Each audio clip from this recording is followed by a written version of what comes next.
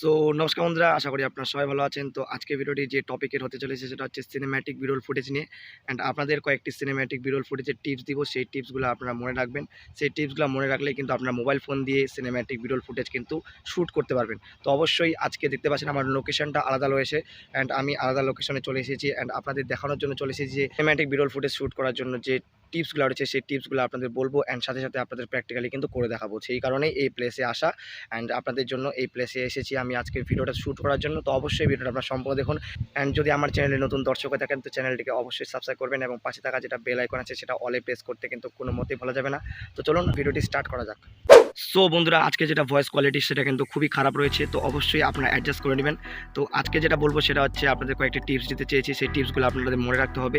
তো প্রথমত অবস্থায় আপনাদের যেটা মাথায় রাখতে হবে সেটা হচ্ছে যেটুকু জায়গা মানে যেটুকু এরিয়া আপনি শ্যুট করবেন সিনেম্যাটিক শ্যুট, সেখানে আপনাদের দেখতে হবে যে যেমনটা আপনি যদি গাছের কোনো সিনেম্যাটিক ভিডিও শ্যুট করেন তো গাছের পাতা কিন্তু নড়তেও পারে, না নড়তেও পারে।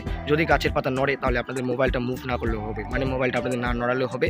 আপনারা যদি গাছের পাতার শ্যুট নেন, গাছের পাতা কিন্তু অটোমেটিক আগে থেকেই নড়ে এবং হাওয়া দিয়ে কিন্তু নড়ে।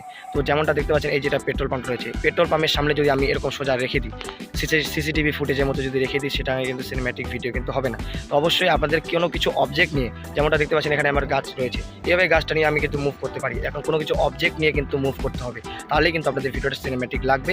অবশ্যই এটা মাথায় রাখতে হবে, সেটা হচ্ছে সিনেম্যাটিক ভিডিও শ্যুট করার সময় আপনি যদি কোনো বস্তু শ্যুট করেন অবশ্যই সেটা নড়বে না। তো সেখানে আপনাদের মোবাইলটা কিন্তু নড়াতে হবে, মানে মোবাইলটা কিন্তু মুভ করতে হবে। তো যেমনটা আপনাদের আমি প্র্যাকটিক্যালি দেখাবো, দেখতে পাচ্ছেন গাড়ি যাচ্ছে, অনেকে এগুলা জিনিস কিন্তু নড়ে। তো এগুলা কিন্তু ক্যামেরাটা জাস্ট খালি ট্রাইপডে রেখে দিলেই কিন্তু সিনেম্যাটিক ভিডিও মতো কিন্তু আপনি লুকটা নিয়ে আসতে পারবেন পোস্ট প্রোডাকশনে।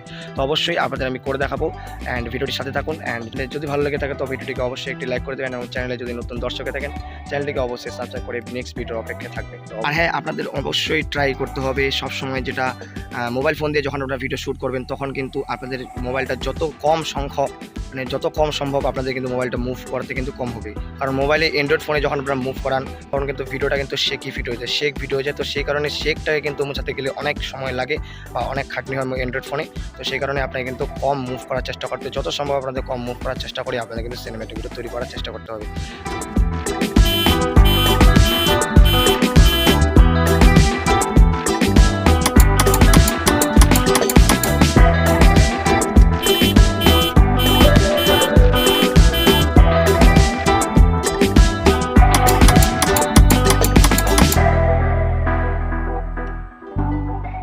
অবশ্যই ভালো থাকবেন, সুস্থ থাকবেন, টেক কেয়ার অ্যান্ড বাই।